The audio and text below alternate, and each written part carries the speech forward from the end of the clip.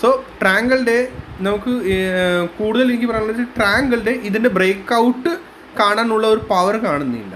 മനസ്സിലായോ? കാരണം എങ്ങനെ കാണുന്നില്ല എന്ന് അത് തുറന്ന് പറയാനുള്ളതാണ്.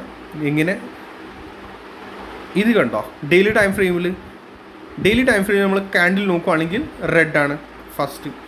ഡെയിലി ടൈം ഫ്രെയിമിൽ ക്ലോസിങ് ഇതിൻ്റെ ഈ ഗ്രീൻ്റെ ക്ലോസിങ് ടോപ്പാണ്, നെക്സ്റ്റ് റെഡ് ക്യാൻഡിലിൻ്റെ ക്ലോസിങ് ബിലോ ആണ്. പിന്നെ നമ്മുടെ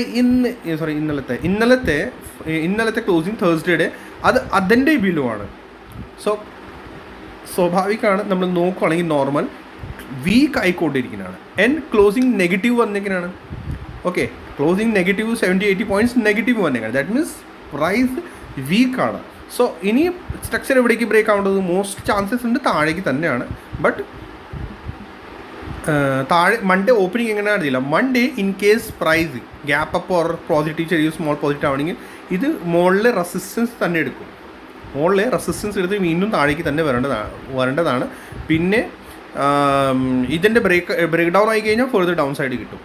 ഓക്കെ, ഈ ട്രയാങ്കിളുടെ ബ്രേക്ക് ഡൗൺ ആയി കഴിഞ്ഞാൽ ഫർദർ ഡൗൺ സൈഡ് കിട്ടും. ആ ഡൗൺ സൈഡ് നമ്മൾ 22,310 ആൻഡ് ദെൻ